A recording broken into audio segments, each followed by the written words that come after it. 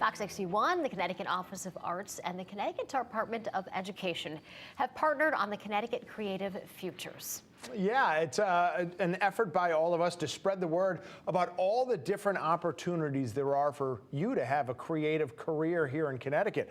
And joining us now is Poetry Out Loud's state coordinator, Kimolee Eryn. Thank you so much for joining us today. How are you? I'm well. How are you? Doing just fine, and very curious to hear about Poetry Out Loud and just poetry in general. But why don't you just start, Kimolee, by telling us when you started appreciating poetry? I actually started with poetry in middle school.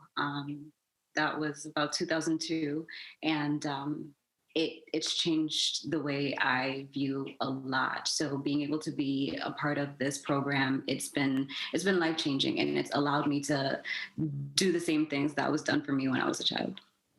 Do you have one poem in particular that is your favorite that you could share with us and our viewers right now? I don't have any one favorite poem. There is one that really speaks to me, and I don't have it memorized. It's not my poem. It's by Worcestershire, and it's called "For Women Who Are Difficult to Love." And that poem, when I was introduced to it, it made me think about my life in new ways. And so, if you have time, go check it out. I'm so sorry I don't have it memorized. I wish I did.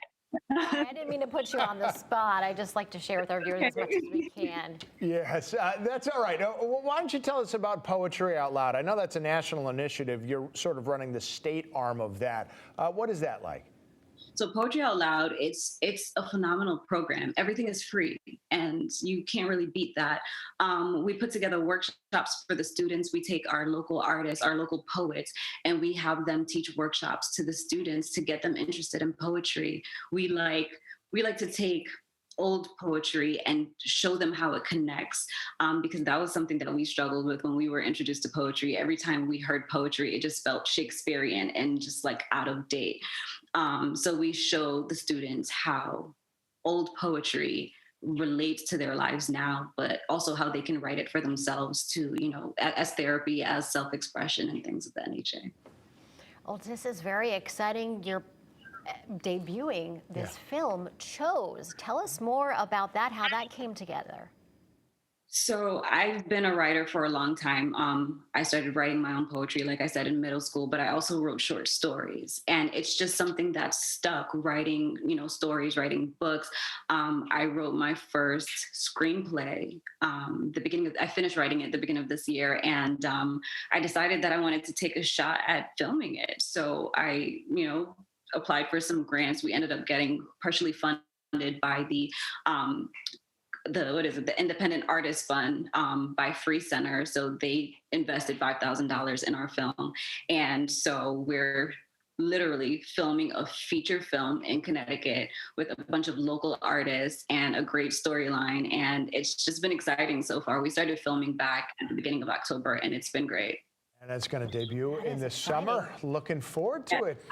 Kimolee Eryn, thank you so much for taking the time to join us to let people know what it's like trying to get involved in poetry and in filmmaking. Yeah, it's fantastic. It's something that you should definitely consider. You can join in as a donor for the film. You can join in as a teaching artist. There's just limitless possibilities to be involved in the arts in Connecticut. Wonderful. Thank you. Thank you so much. Thank you. And we are promoting careers in the arts industry. That's what we do here at Fox 61. Connecticut Creative Futures is also going to include these profiles of local artists and a live arts-themed interview every Friday here on Fox 61 at 10 o'clock. No matter what kind of artist you are, you can create your own creative future. For more information, head to our website, fox61.com/CTArts.